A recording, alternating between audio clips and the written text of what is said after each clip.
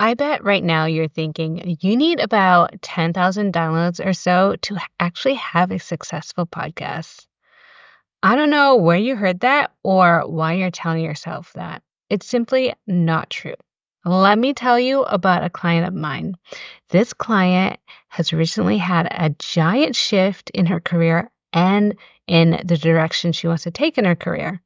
She actually has been presented with the opportunities to work with universities and companies, teaching her own leadership methods. And I honestly think that this all started with her podcast.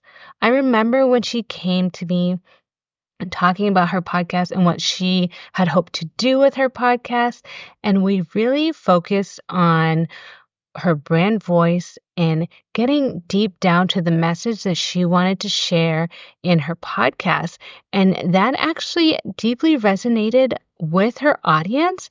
And she was flooded with DMs from them. And she just had so much success with her first season. And actually, she's in a break between her first season and her second season, and she's still receiving reviews on her podcast. Now, doesn't that sound amazing? And like, get me that, right? Um, she avoided the mistakes we're going to talk about. And that sounds great to you because your podcast right now is not doing what you had hoped. You're not getting the ROI that you wanted from it. And listen, it might be because your podcast is actually a skeleton of a show, or you're showing up inconsistently with your podcast episodes, and it's not a thriving platform that is bringing in your dream clients to you. But hey, we can fix it. So stay tuned as I walk you through the 3 mistakes that you might be making that is causing this for your podcast. Mistake number 1, you're treating your podcast as if it's a vlog or a diary.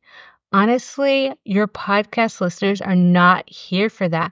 They don't know you yet. You can't just come off right off the bat talking about how you feel or maybe the daily habits that you have for yourself or your cat and what your cat's doing. It's not interesting to them. They're not invested in you yet. You have to give them something to invest in. And that is the value that you will share with them. So you need to really make sure that you have a clear message, a clear invitation to work with you, and your episodes are focused in a way that presents you as an authority and that you know what you're doing as a business coach or a leadership coach or a relationship coach. You want to make sure that you know who you're talking to, what the problem they have, how to solve their problem, and actually how you can help them get through. And that's what you want to be focusing on in your podcast episodes. Mistake number 2.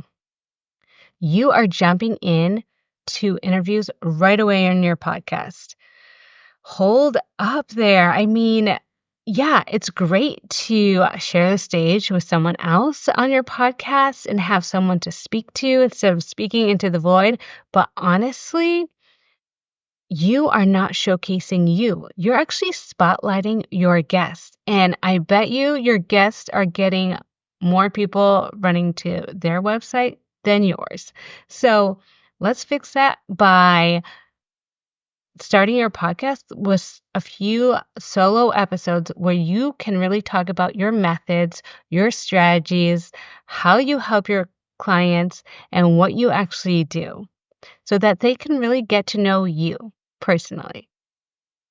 And then you are also able to build a very deep connection with them and build that like, know, and trust between you and them. Mistake number 3, you're winging it. You don't have a plan. You don't have a strategy, but you launched your podcast and you hoped for the best, right? Am I right? So That's why you're making these mistakes. And without a solid strategy, your podcast is unfocused, inconsistent, and frankly, your dream clients don't want to listen to it because it's really not calling to them. Coach, you don't have time to be a podcast strategist. You're a coach, and that's your focus, and it should be. And maybe you're thinking, I'm making these mistakes because I don't have someone who can do this all for me. I can't outsource it, it's too expensive. Well, you're thinking that because you're actually not thinking that you can just get the strategy support. And you're thinking you need the full support. But you actually love your podcast. You love doing the whole thing. You love being involved. You love editing. You love the post production of it all. And you really enjoy when you get those downloads, right? So that's where I come in. I help you with that podcast strategy support so that you're not second guessing yourself at every step of the way of why I'm not receiving reviews, why am I not getting downloads, why is my podcast not resonating with my ideal clients. So if you want strategy support, DM me Podcast Debut to find out more about that.